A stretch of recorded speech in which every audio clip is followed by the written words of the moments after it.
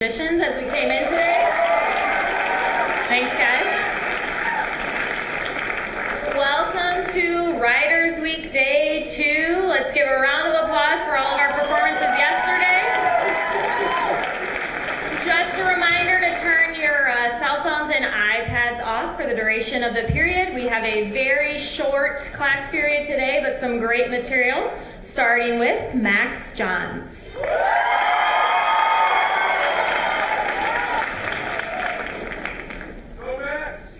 Thank you. I know I don't, yellow team go for the win, obviously.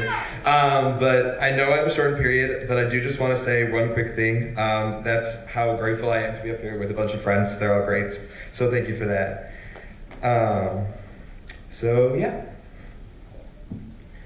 Are you kidding me? Are you serious? You want to be friends with me? You disgusting. You disgust me. What are you even thinking? The worst case scenario, that's what goes through our heads when we think about trying to make new friends. So nothing is initiated and nothing gets said. Because something holds us back. It's hard to put yourself out there. It's hard to say, do you want to be friends with me? Because what does that even mean? Going from acquaintances to being friends is a logistical nightmare. They don't know your schedule and you don't know theirs. How are you supposed to know that every weekend they watch Keeping Up with the Kardashians with their family? It's just terrible. Or how are you supposed to know that this whole weekend you're going to NerdCon to meet the cast of Battlestar Galactica, because seriously, that's the best show ever and everyone should watch it. But it's really not these scheduling errors that keep you two apart. No, something else more sinister is in the way. It's the bubbling your insides do when you imagine them telling you, oh, sorry, I'm booked full for like the next month or so. It's the flittering eyelashes, the seasick stomach, and it's so terrible you can taste the popper bowl you ate for lunch in the back of your throat. It's the conversational Rubik's Cube where you try and keep it chill. Meanwhile, your subtext screams, please be friends with me, you're really cool. It's a strange unspoken rule of life that friends are not supposed to just friends are supposed to just happen. They're not supposed to take work. But friends are work, my friends. Friends require hours of constant commitment and refinement and time and support and food. And now that I'm thinking about it, the only real difference between friends and pets are that pets would not constantly beat me at trivia crack. Seriously, go easy, Morgan.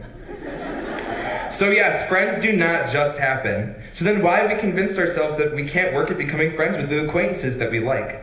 We've resigned ourselves to wait for life to deal us a situation where friendship blossoms like a wildflower instead of planting the seed ourselves.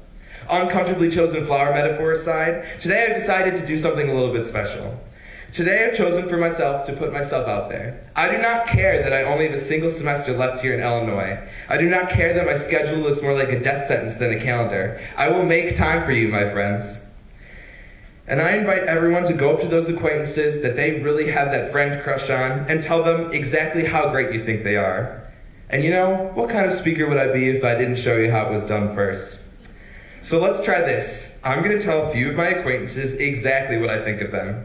I'm going to try and put myself out there. And so if some, by crazy chance, they might be in the audience, if you could yell and make a lot of noise to embarrass them, that'd be great. Thanks.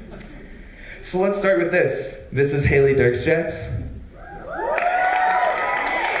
Haley, I know we dated in 8th grade, and then I decided I wasn't really about that life. But I have here a birthday card you wrote for me on my 14th birthday.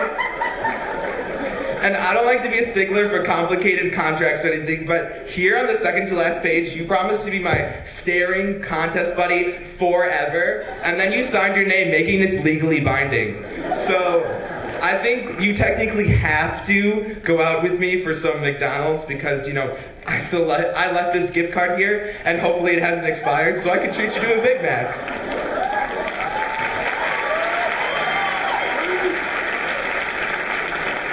Haley, you are energetic and fun, and I can never not have a great time with you, so I think we should be friends. Next up is Sarah Roberts. Is Sarah Roberts here?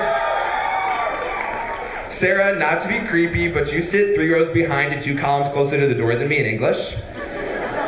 And I know this because you are radiant, and I try and smile at you every day when you walk in the classroom, because you are so bright, you deserve someone trying to brighten up your day like you brighten everyone else's. But the fact remains that you are one of the nicest people I've ever had the pleasure of meeting, and so even though I've known you for like 10 years, it's time that you and I become friends.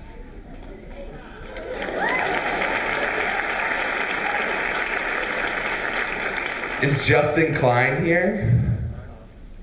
All right, I'll talk to him anyway. Justin Klein, we've had so many classes together. We were in Braggs anatomy class when we made fun of Brenda constantly. We were in Bobbert's class when we did math yoga. You are incredibly fun to drive recklessly with and scream Taylor Swift at the top of our lungs. So even though there's dust collecting on our friendship, I say we shake it off, shake it off. Because I knew you were trouble when you walked in, so you belong with me, and I've got a blank space in my list of friends, and I'll write your name.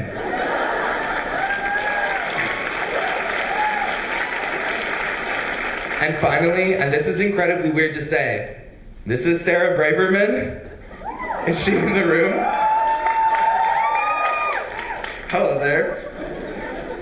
Mrs. Braverman, I really, genuinely, truly want to be friends with you. You have one of the brightest personalities of any person, child, adult, or teacher that I've ever met. You're incredibly peppy in the morning and even a little bit sassy, and I really appreciate that. If I could have it my way, we'd go get coffee and populate cookies together and just talk about all the amazing array of scarves you have. But of course, that can wait until I graduate college, because I'm pretty sure you like your job or something. But Sarah, I really want to be friends with you.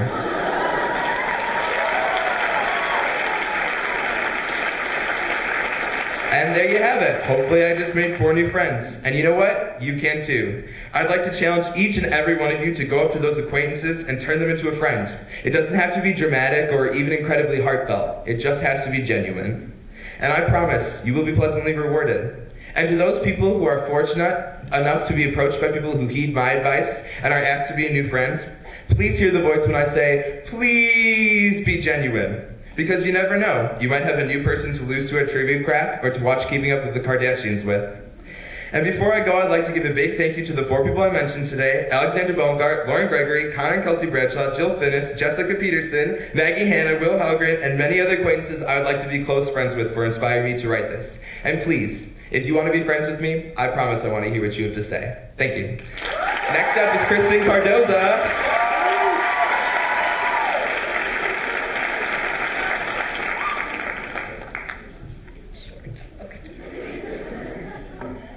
This is for my family. My mom's somewhere like over there. Okay.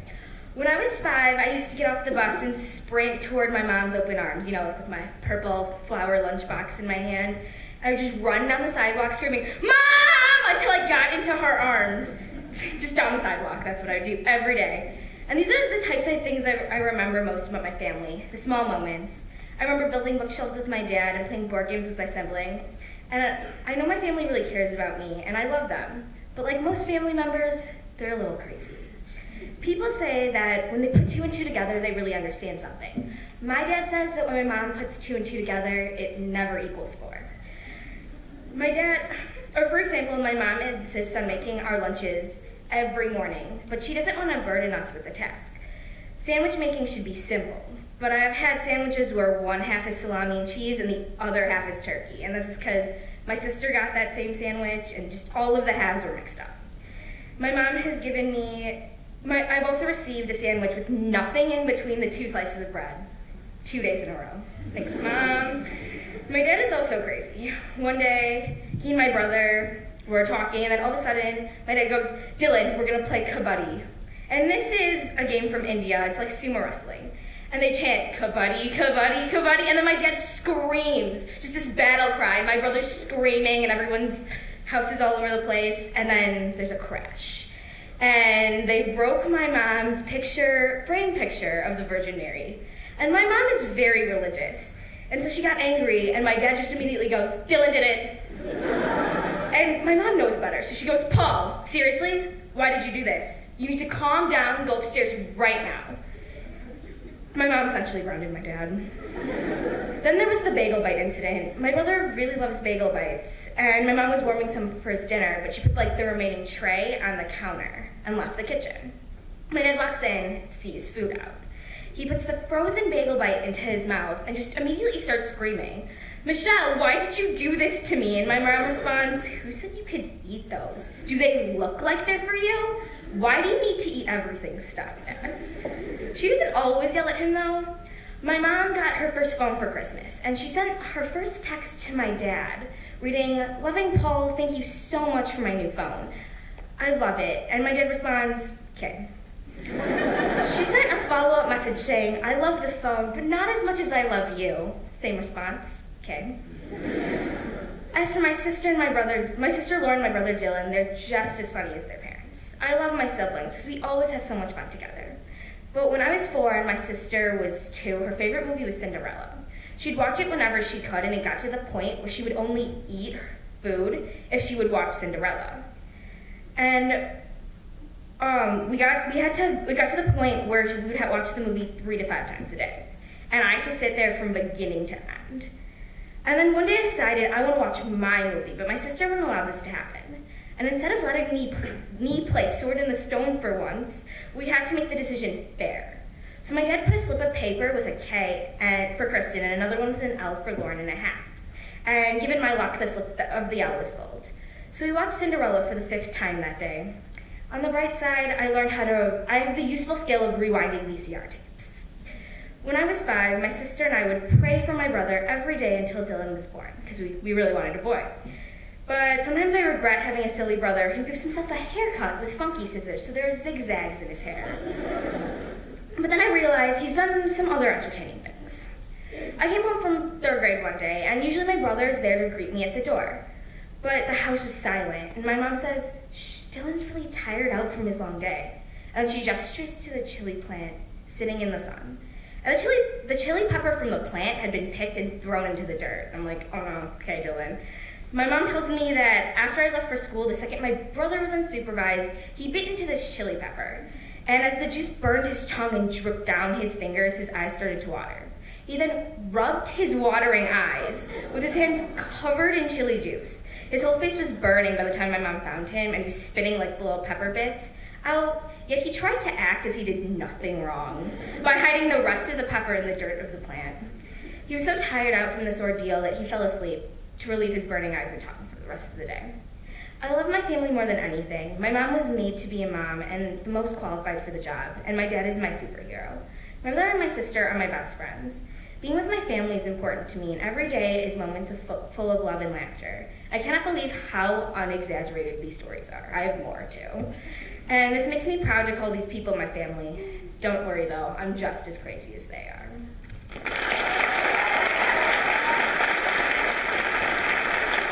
And next up is Adam Vita.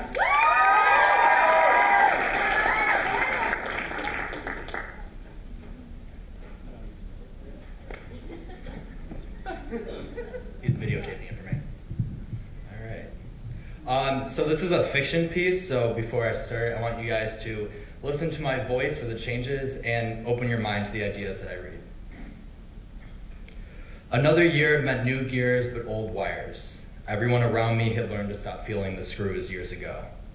Like clockwork, we all arrived to our first period classes, sat in rows of front-facing desks, and stared at the teacher until he noticed the hands were ticking.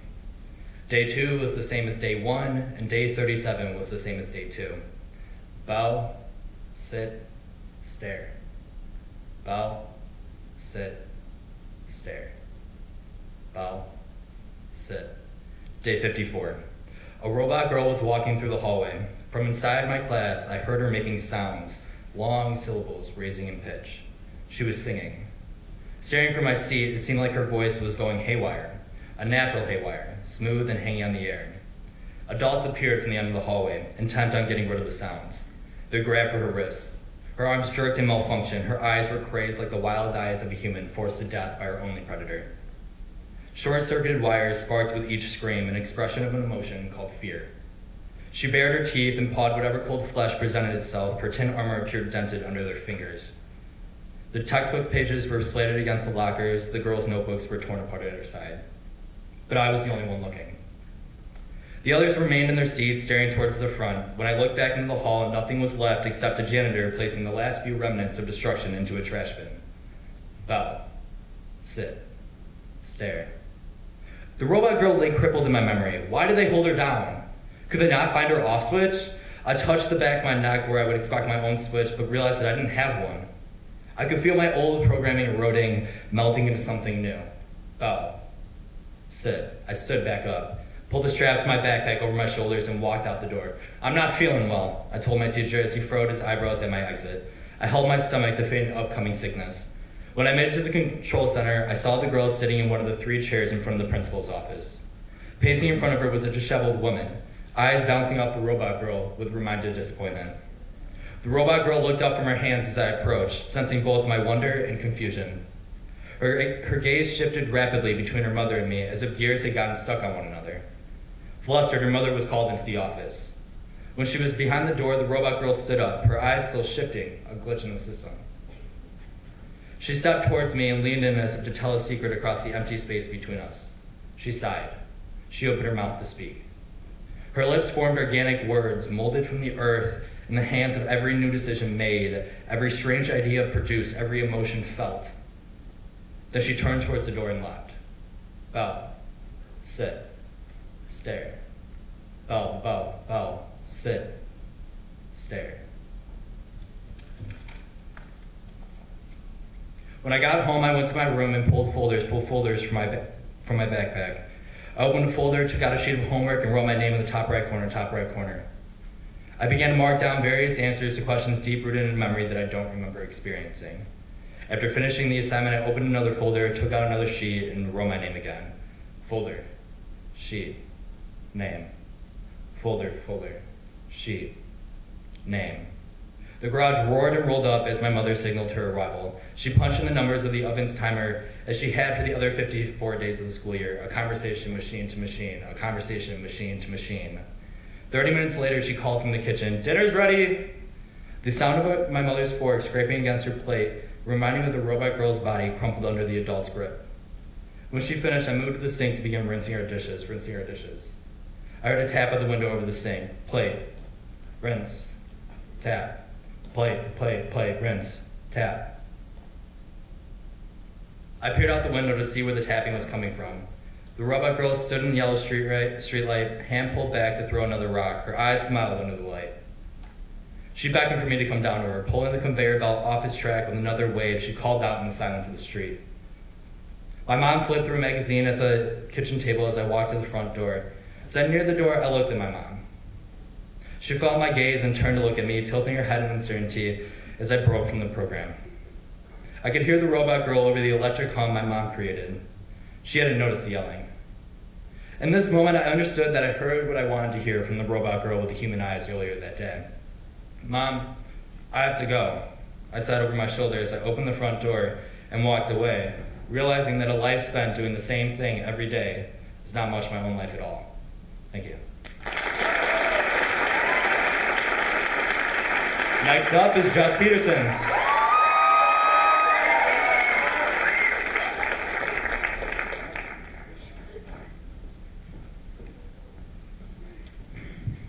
Hello. This is an extremely long poem with varying rhyme schemes based upon my rejection from my dream school. It's called "Life is Too Much Like a Pathless Wood" because Robert Frost said that once. Although to most it may seem postal services are a dying dream, I argue strongly by the fact snail mail fights a long-distance war, an expert in keeping hearts intact. A home for both the future and past to meet, lone flags stand as a way to greet. Who comes along, who's followed on coattails, each paper seems to own a key to lock the door of my origami jail. Bills to pay, things that I owe, notices that go to show who I've become, things that I've done. Admissions and rejections go hand in hand. It's a shame they don't form a college dropout band. One-way correspondence is an ambitious affair. The persistence of college is a hungry bear. Conniving, consuming, conflicting temptation. It's not like you can't not open the letters. The admissions people know you better. As you miss the goal, falling short, you become less chatty amongst cohorts. Of course they'll learn, what's coming won't sit on hold. You turn your face, you wish you lied. Placing bets on yourself leaves nowhere to hide. Repeating reactions feel insincere. This becomes the least of your fears. Your future path has been swallowed by apologies and sympathy rather than congratulations, what you would give for a simple salutations. Go on and cry, let it sting. All you pictured will never be more than a thing. A refuted want, a hashed out hope, for something better, a dream worth carrying, a dream you're wishing you'd been slower in sharing. It is believed that the best way to help someone get over something that just barely slipped out of their grasp, like an eyelash or a lucky penny, is to trick them into thinking that they never wanted it to begin with. Cracks in the edges of your forced smile, brushed nods, and averted eyes, the reluctant manner in which you pretend their words make all the difference. As if you could unsee others' acceptances, that you could undo the way you promised yourself, yours would be next. Meanwhile, you internally bruise from doubt's punches.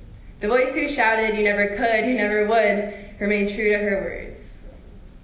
With the Shrek 2 soundtrack on repeat, you can't help but fall into a lagoon of self-loathing, a pool of personal pity. Everyone says I'm getting down too low. Everyone says you just gotta let it go. You just gotta let it go. The crossed fingers and positive thinking reap no rewards. Challenging your beliefs, confounding your thoughts. It's strange because they definitely worked yesterday. Left with your tongue in your hand and your essays in the trash, you are hollowed out of hopes, and all you can do is wonder, what if? Does asking make a difference? Does the question even make a difference? What it feels like to wake up thinking that you did it, only to realize that, I'm sorry, but you didn't. A foul reminder that I am not what I want, nor what I dream. Our veins don't stop pumping what fuels us in the face of failure. Our bones, our brains include ingredients of a complex variety. The courageous kind, that isn't too timid to try and stand, no matter how often we've been kicked. We are used to seeing our successes in a way of failure fleeing. It's known that nothing gold can stay, what we believe only holds true to yesterday. We are our own cause of hurt. The thoughts you shout won't seem to lay. An envelope is just an envelope, no matter what they say. Someone we are used to being had always been okay. Someone we became afraid of seizing has been longing, waiting to stay. While we rethink our life and hit replay, you've done well, keep your head high. Today can still be a good day. An envelope is just an envelope, no matter what they say. Let's dance and run without seeking, not embarrassed to shout, I'm going on my way. Let's be who we are without a ceiling, your dreams do not delay. Painted watercolors can't express how you're feeling. Cordy Ballow once said, life is more than a relay. An envelope is just an envelope, no matter what they say. The time is now, all is ready. You've led yourself this whole way. The sound of your heart once came only in spurts, but you've cast that far away. An envelope is just an envelope, no matter what they say. Thank you.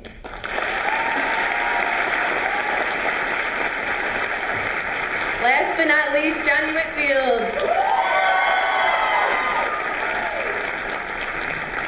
All right.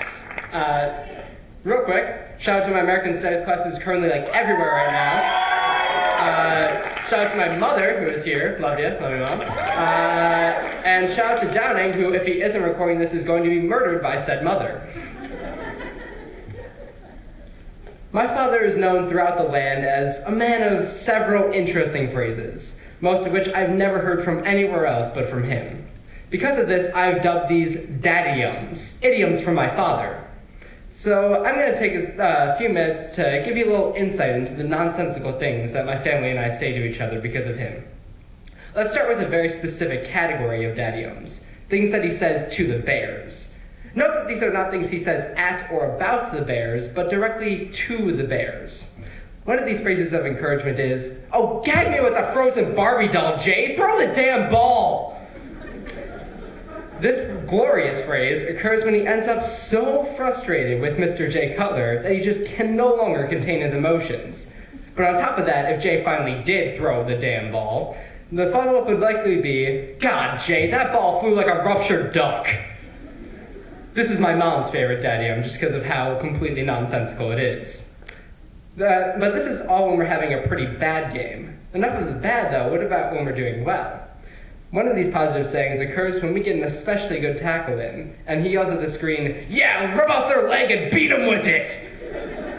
Probably the most brutal entry in the list, it's also one of my favorites because of the utter shocked amusement that my mother had on her face the first time I heard it. But finally, the last idiom about the Bears. Let's say the Bears actually get a good play in, but then is immediately called back due to a penalty. My dad then blurts out, "Oh, what is it? Unnecessary football against Chicago?" Well, unfortunately, that never was the call. I always held on to slight hope that unnecessary football would one day be an official rule.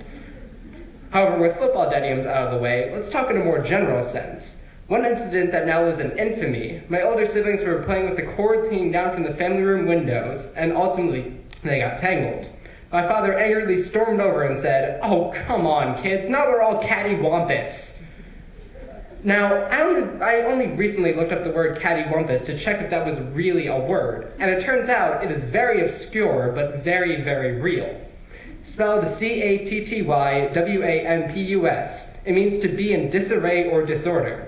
But since that day, my siblings and I made sure to make fun of him for that word every single chance we get. The next daddium is actually Father Bear poking fun at one of us.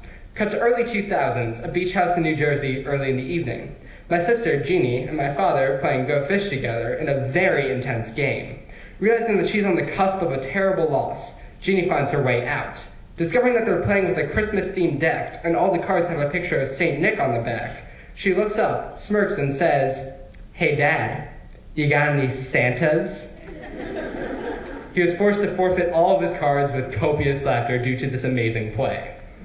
Keeping up with the theme of winter, my father and his band of friends used to go on frequent ski trips all over the country, and from these marvelous journeys, we were given a new daddium, a signal for looking for each other. "Yo, Chuck!" Whenever you need to find anybody in any situation, just yell that out, and wait for the Marco Polo response of, "Yo, Chuck." Why Yo, Chuck, you might ask? It's actually a pretty simple answer. When's the last time you heard somebody yell the phrase, "Yo, Chuck," besides just now? But there's one daddium that I heard every single day, without fail, and it's pretty simple. "I love you."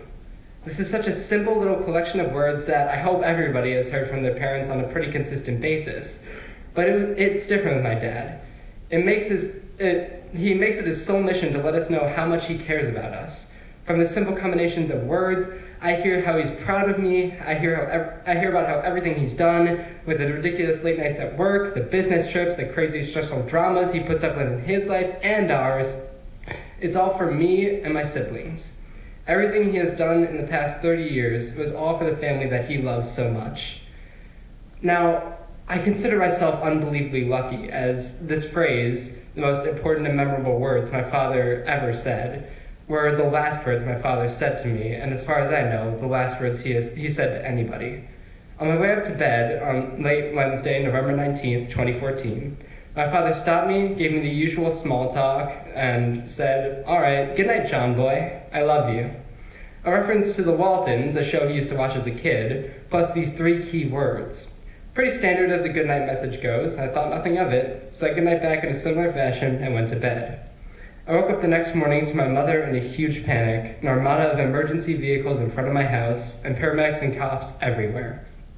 The lead paramedic came in at 7:20 a.m., Thursday, November 20th, and told my mother and I that David Michael Whitfield, my father, suffered from a fatal heart attack. I'm sure you're wondering, how the hell can you consider yourself lucky when your dad is now dead? And you're right, it's such a terrible occurrence, easily the single most traumatic thing that's ever happened in my life. But I'm lucky because I had 17 and a quarter years to learn what being the best damn dead ever means, and I'm not even remotely able to doubt that he loved me with every fiber of his being. I know how to be respectful to my lady, how to be kick-ass at archery, how to always make and keep positive connections, how to be polite to everybody, and especially how to make sure everybody I love in my life is perfectly aware of that fact. However, and obviously the most important thing ever, I have a full bank of daddiums that I can use when I'm one day a father. I can't wait to watch my son laugh as I make fun of the Bears, whether they're good or bad, how to instantly win a game of Go Fish with my daughter, what to say to get the attention of lost group members, and finally, how to let my future kids know that I love them and I hold them above everything else in my world, just as my father did for me.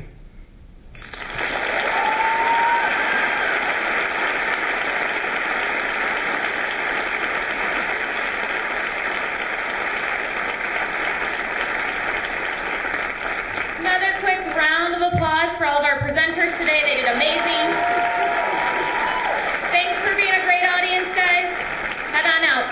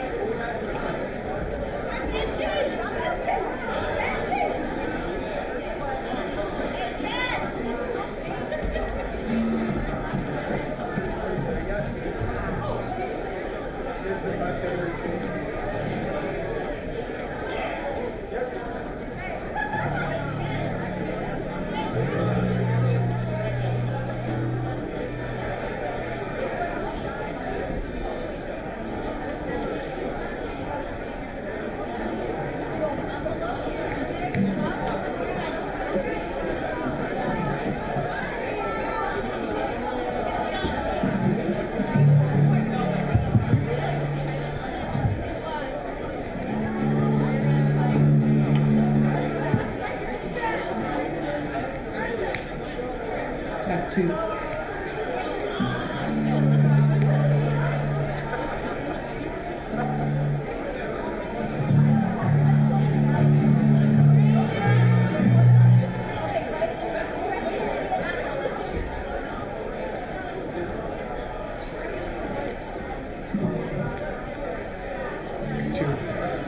Check. Go. Okay.